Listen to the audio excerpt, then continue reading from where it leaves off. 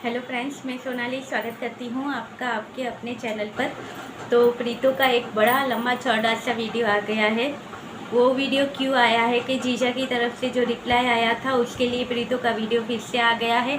और अब प्रीतो सारी हकीकत बताएगी जो अब तक चल रहा था कि मुझे ससुराल जाना है, मैं अपना घर बसाना चाहती हूँ, मैं जाना चाहती हूँ। मगर वहाँ से जो रिप्लाई आया है वो प्रीतो के लिए सहनीय नहीं था। तो उसकी वजह से प्रीतो ने अपना जो है कि अब सब सह तो लिया, हैप्पी वीडियो भी बना ली। अब उनका चैनल ग्रो हो गया तो अब कहते हैं कि दूध में से मक्खी की तरह निकाल दिया, तो अब किसी को भी बुरा लगेगा।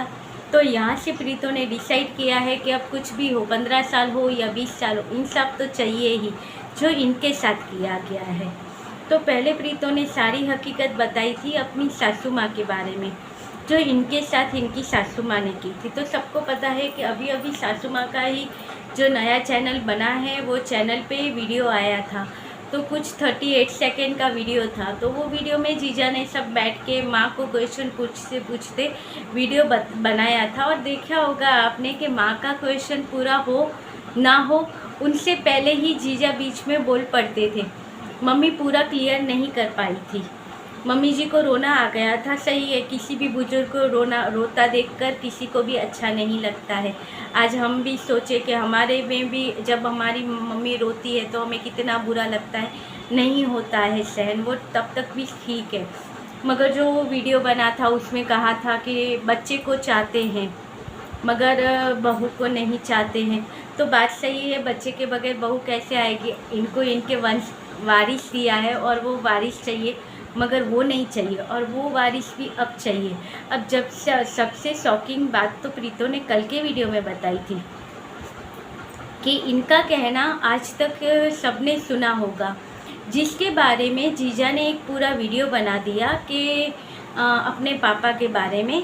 तो इन्होंने कहा मेरे पापा के बारे में ऐसा बोला कि मेरे पापा अगर होते तो इनके साथ ये नहीं होता, तो इनको बता दे कि अगर मेरे पापा होते तो ये यहाँ पे होती ही नहीं। फिर प्रीतो ने आज के वीडियो में फिर जवाब दिया है कि वो होते तो आज उनके वंश का जो वारिस है वो ऐसे किसी और के घर में नहीं पलता। बात सही है। अगर किसी भी तरह से इनकी शादी हो गई थी, जैसे जीजा ने सबको कहते हैं ना रो धो के ये शादी की थी, तो वो रोने धोने के बाद ही शादी हो गई होती और बच्चा आ जाता।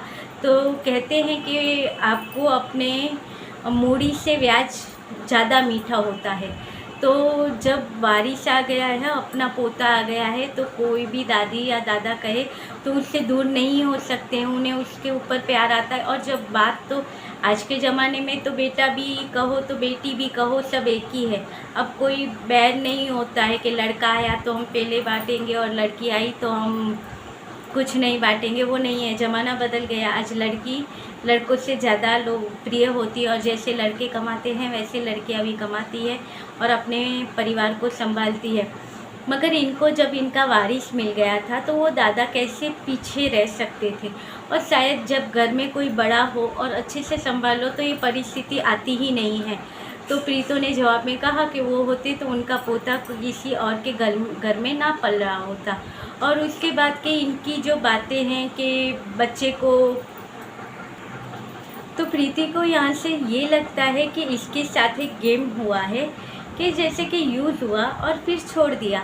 अब प्रीतो ने खुद कहा है कि एक बार जब प्रीतो ने बच्चे को लेके जब गोद में बैठे, जीजा बच्चे को लेके गोद में बैठे थे और सास बहू का जब कुछ हो रहा था झगड़ा, तब इन्होंने कहा था कि तुम चुप हो जाओ नहीं तो मैं बच्चे को ही मार दूंगा। उस आदमी से क्या उम्मीद कर सकते हैं, किसी के भी मन में एक डर बैठ जाता है कि ये मेरे बच्चे को क्या कर देंगे या कभी कुछ कर दिया तो मैं यहाँ वहाँ हो गई तो, ये डर तो किसी के मन में भी होता है।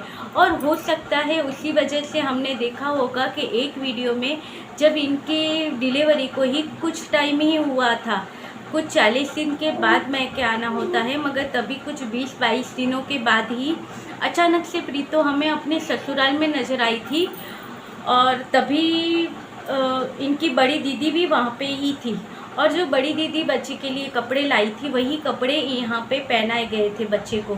और तभी सब सेटल किया गया था ये कह के कि काला महीना चल रहा है। मगर काला महीना चलते चलते बहुत लंबा चल गया था वो काला महीना, और उसके बाद धीरे धीरे मिलते थे। एक क्लिप तो यहाँ पे भी है वो, जहाँ पे सब लोग ने देखा होगा कि क्लिप आती है कि जीजा जाते हैं वहाँ पे, तब प्रीतो ने लैपटॉप मांगा था अपना वापस।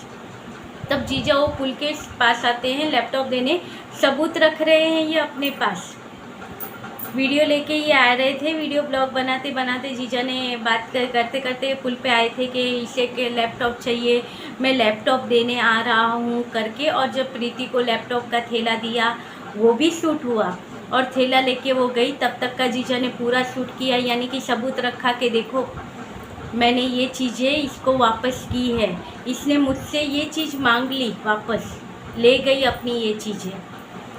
तो ये सारी चीज़ें थी। और ऐसी चीज़ें, ऐसे सारे चीज़ों में कौन है जो नहीं डरेगा कि जब बात बच्चे पे आती है। सासू माँ को तो पहले से ही बच्चा नहीं चाहिए था, ऐसा उनके वीडियो में पता चला। और बच्चा नहीं चाहिए था नहीं, मगर बच्चा खुद का है ही नहीं, इनके खुद के बेटे का है ही नहीं।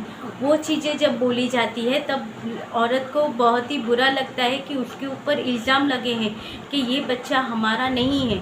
और डीएनए की बात जब होती थी तो बहुत टाइम पहले ही रिएक्शन चैनल पे आ गया था। अचानक से ये सारी चीज़ें रिएक्शन चैनल पे आती हैं और किसी की लाइफ पे बहुत सारे सवाल छोड़ जाती है, असर छोड़ जाती है।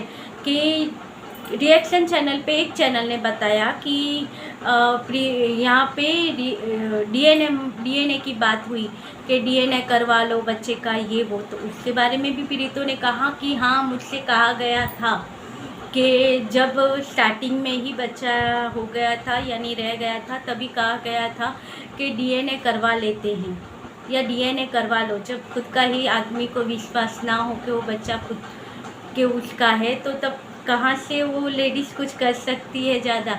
और सबूत देना पड़े तो क्या ज़रूरत है ऐसे रिश्ते को संभालने की कि आपको बताना पड़े कि ये बच्चा तुम्हारा है। इसका मतलब तो सीधा साधा हुआ कि आपको अपनी वाइफ पे भरोसा नहीं है, तभी तो ये सबूत मांगे जाते हैं कि रिपोर्ट चाहिए। क्यों? क्योंकि उसका एक रिश्ता टूटा हुआ है। और सासू माँ को भी बहू क्यों नहीं चाहिए? क्योंकि एक रिश्ता टूटा हुआ है। आज के ज़माने में लड़कियों की कितनी कमी हो गई है, तो तब यहाँ पे आज एक बच्चे वाली औरत भी होती है तो वो अपने कुंवारे लड़के के लिए वो औरत ले लेते, वो लड़की से शादी करवा देते हैं। मगर यहाँ पे तो इसकी शादी को इतने महीने बाद हुए, बाद में वो प्रेग्नेंट हुई थी। और ये तो किसी के साथ भी हो सकता है, किसी का क्या कहूँ, मेरे साथ ही हुआ था। मेरी शादी के 1 महीने बाद ही मैं प्रेग्नेंट हो गई थी, 1-1.5 महीने बाद ही। मेरी शादी को 1 साल बाद में हुआ था और मेरा बेबी पहले ही आके चला गया था। तो क्या ऐसे कहेंगे मेरे हस्बैंड मुझसे? और जिस आदमी पर इतना विश्वास करो और अगर वही इल्ज़ाम लगाए तो फिर वो कहाँ जाएगी? वो इस घर में उसके सहारे ही आई थी, छोटे जीजा के सहारे तो आई थी, क्योंकि घर वाले तो कोई तैयार नहीं थे शादी के लिए, वही एक तैयार था। और उसको ही कहे तो चुल मची हुई थी, शादी करनी है। और शादी का लड्डू खा के बाद में आज ये पछता रहे हैं और आज घर के वारिस की बात कर रहे हैं, वंश की बात कर रहे हैं। वही बच्चा एक टाइम पे इन्हें उनका डीएनए चाहिए था, ये बच्चा इनको इनकी लाइफ में नहीं चाहिए था। और अब आज वही बच्चा इतना बड़ा हो गया तो आज इनको ये बच्चा चाहिए, उसके लिए कोर्ट में लड़ेंगे कस्टडी के लिए, ये वो। तो बहुत सारी ऐसी बातें हैं। और सासू माँ ने तो क्या क्या कहा है। अगर ये सारा सच है तो प्रीतो ने तो कहा है कि अगर इतना सारा जो कहा है उसमें से अगर कुछ भी गलत है और लगता है कि मैं गलत हूँ, तो इनके घर में जो कान्हा जी है उनकी पूजा तो इसने भी की है। तो वो कान्हा जी की कसम खा के कहो कि आपने जो कहा था, वो मैंने जो कहा है कि आपने मुझे ये सब कहा, ये सब झूठ है। तो बात तो सही है, मगर कहते हैं कि आज पैसों के लिए इंसान कुछ भी कर सकता है। तो ऐसी बहुत सी और भी बातें हुई हैं, ये बातें होंगी अगले वीडियो में। और अगले वीडियो में ये जीजा के ससुराल वाली जो बातें हैं उसकी भी बातें हम करेंगे। अब तक के लिए सिर्फ इतना ही, क्योंकि वीडियो बहुत बड़ा हो जाएगा। तो मिलते हैं दूसरे वीडियो के साथ, तब तक के लिए बाय।